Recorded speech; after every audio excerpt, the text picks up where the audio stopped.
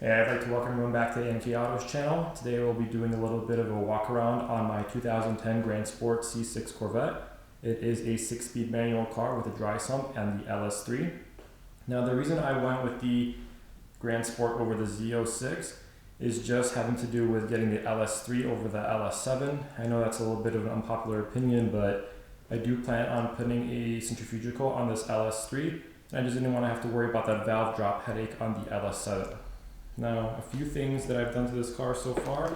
In the front, I went ahead and got these laser turn signals. Those run in the nighttime. I got the same thing on the back, it's just those are red. And in the front here, I do plan on getting the extended 01 carbon fiber front splitter. I went ahead and I upgraded the fog lights with LED bulbs, along with the daytime running lights, which are the ones over here. I upgraded those as well. Debating on taking the DRLs and changing those bulbs to some white ones or possibly those switchback LED ones. Now on the side here, this car did come with chrome wheels. I went ahead and I painted them, plastic dipped them black.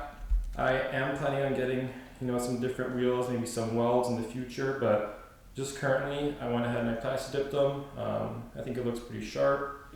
Over to the side here, I have the carbon fiber side skirts. I think that really made the car look a lot more sharp on the side. Before it just kind of curved around the edge, now it just kind of has more of an aggressive stance. When I got the car, I went ahead and I lowered the car on the stock bolts. I just went ahead and I cranked them all the way down and dropped the back about 1.5 inches. In the front, about 1.75 inches, so it looks a little bit more aggressive and lower to the ground. I did go ahead and get tints in the front and the rear hatch. Those are 15% tints. It definitely helps in the summer. Now this car did come with the Targa top, the glass or plastic top. I did go ahead and get a liner that I will show you on the inside that just helps with the sun in the summer. This car is the cyber gray color, which I'm a really big fan of.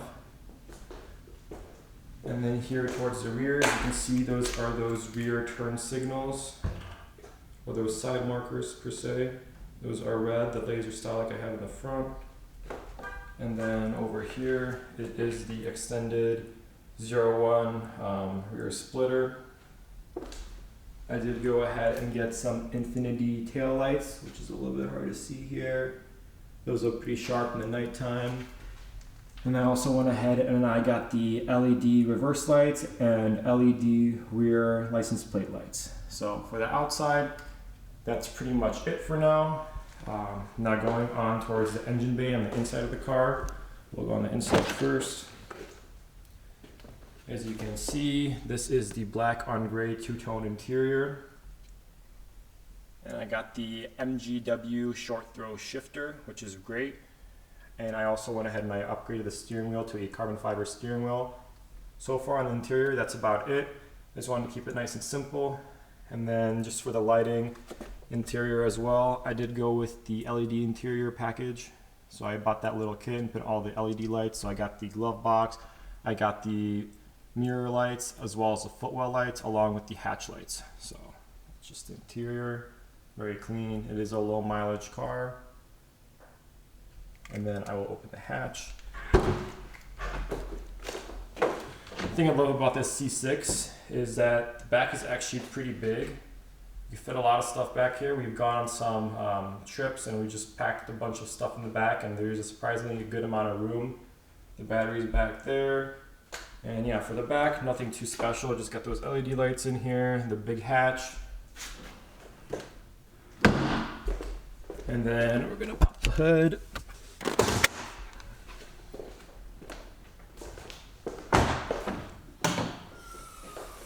So here in the engine bay, as you can see, there is the LS3.